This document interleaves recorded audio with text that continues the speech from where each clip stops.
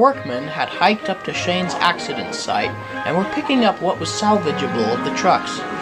"I swear, every truck on this island must be suicidal," laughed one. "Well, I wouldn't like to be stuck if no engine was there to push me," replied another. Suddenly, a workman shouted, "Look, I found something!" It was a rusty object. Upon closer inspection, it appeared to be an engine part. It was taken back to Kirk Matchin, where Mr. Buraine inspected it. He looked at it, and then at the engines, and then back again. "What is it, sir?" asked Ernest. "There's only one engine that this could have come from," he said ominously. He paused and stared at the engines with a blank expression. "Engines, almost 100 years later, we have found wreckage of Godred." The year was 1900. The Culdee Fell Railway had just opened. There were 5 engines there at the time: Godred, Ernest, Wilfred, Culdee, and Shane Dooney. Godred, the number 1, was named after King Godred of Sodor, whom had reigned in the 1900s. He was very proud of this, which made him perhaps one of the most conceited engines the island had ever known.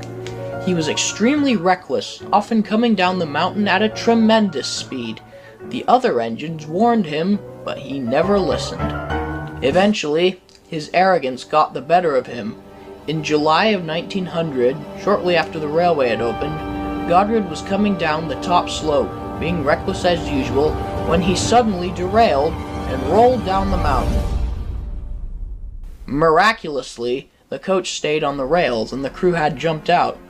Godred, on the other hand, was practically wrecked and was never repaired. What happened next is the subject of debate, but it is agreed he was eventually scrapped. The 4 engines who were there at the time did not think the incident was a particularly fond memory. In fact, they never brought it up unless in the absolute need. The piece of wreckage that had now been found was truly shocking. "So, is it true that his pieces were used to mend you guys?"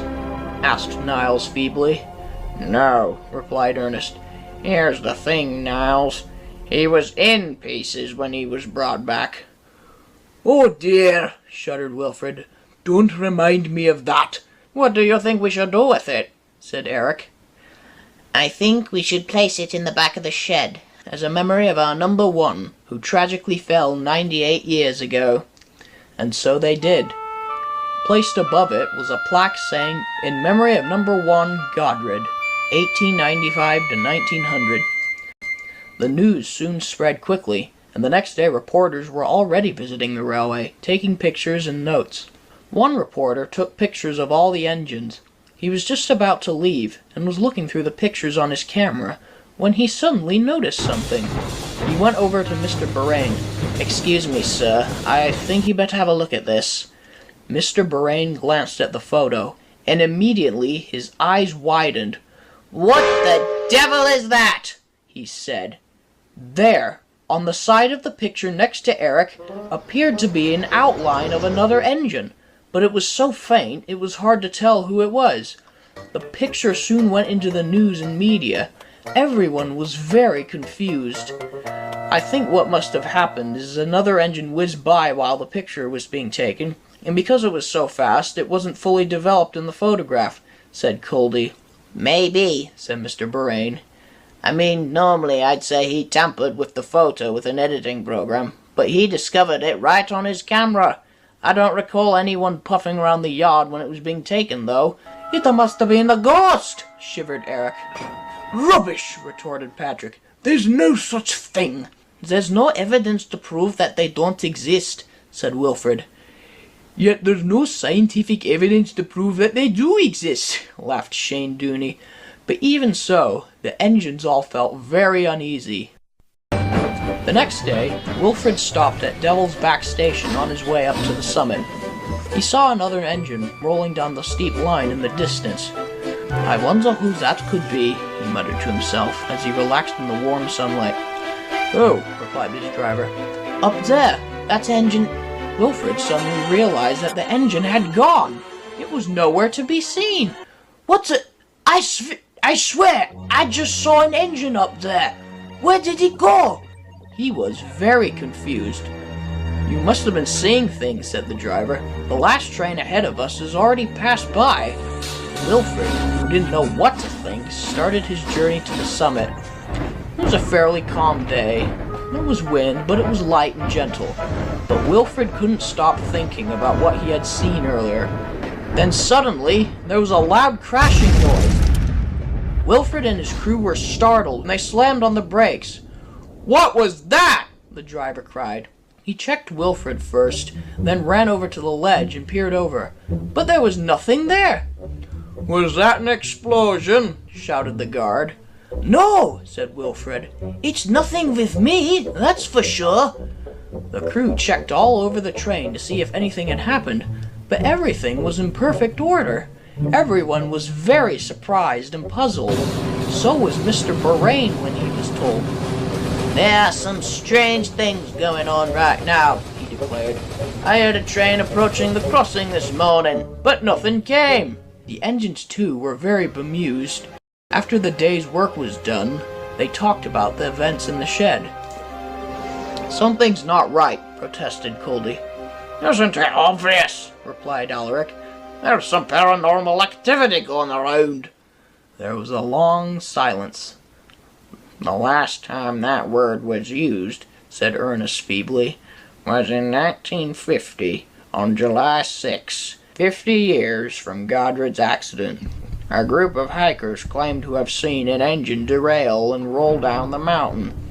But at the time, we were all in our shed, so there couldn't possibly have been an engine out. No wreckage was found either, and everyone was very confused. Eventually, they concluded that the hikers must have seen something like an animal, but no engine had fallen off." "Do you think it was Godred?" asked Alaric. "We can't be too sure," replied Wilfred. The engines were all silent until Patrick spoke out. "These events were most likely pure coincidences. I think we should all stop telling ghost stories and try to get some sleep." "Good idea," replied Coldy. And the engines did. Night fell quickly, and all the drivers had gone home. Wilfred was sleeping soundly, until he was suddenly woken by hissing. "Oh dear," he grumbled. "Who's playing about at this hour?" He looked out, but could see no engine. Eric woke too, and he was cross. "Shut up!" he barked. "It's far from dawn. Let an engine sleep." But the hiss kept coming and coming. Slowly, the other engines began to awaken. "Patrick, is that you?" grunted Shane. "How could that be me?" snapped Patrick. "Guys, it's coming from the outside," said Ernest.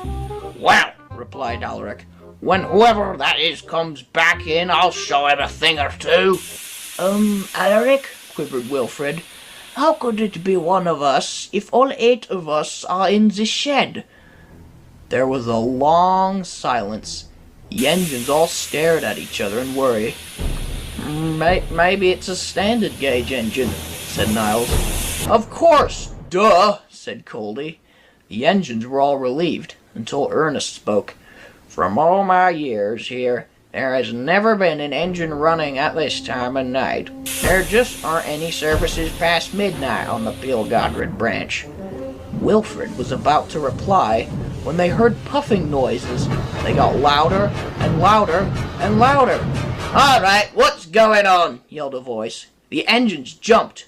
It was only Mr. Borain, who had dashed in from his house. He froze when he realized all 8 engines were in the shed. "We don't know what's going on, sir," said Ernest. The puffing noises started again, and Mr. Borain looked out. Suddenly, Mr. Borain exclaimed, "There's something out there! I can see it puffing away! Come on, Wilfred, let's go find out who this hooligan is." He immediately began building up Wilfred's fire, which did not take long to steam up because Wilfred was so frightened. Then Wilfred set off into the night.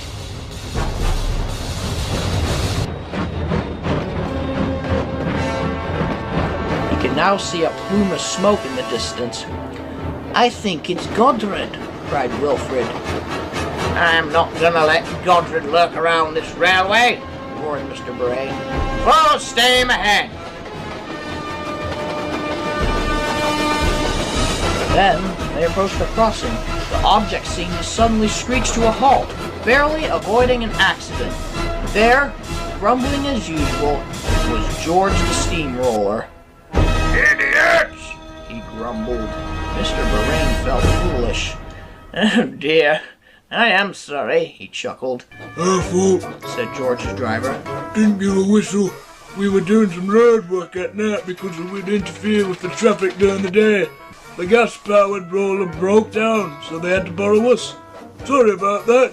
Thought we'd let you know. Well, replied Wilfred, that solves the mystery. But what about the other events that happened recently? Mr. Borain thought for a minute. I don't know, Wilfred. I just don't know. However, regardless, I think we need to put Godred's wreckage back where it was found. Wilfred could only agree. They reached the site of Godred's accident just as dawn was breaking. Mr. Borain threw the piece down the mountain, where it rolled down, just like Godred. Wilfred stared out into the valley. If you're here, Godred, he said, we're sorry to have disturbed you. Mr. Borain climbed into Wilfred's cab. Oh, and also, added Wilfred ominously, you are forgiven. We forgive you for your reckless behavior. Now we will leave you in peace. And with that, he set off for home.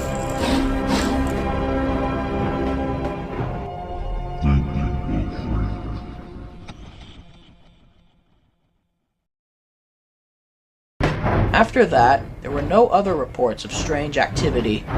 The engines still to this day don't know what happened, but they all agree that some things are better left unexplained.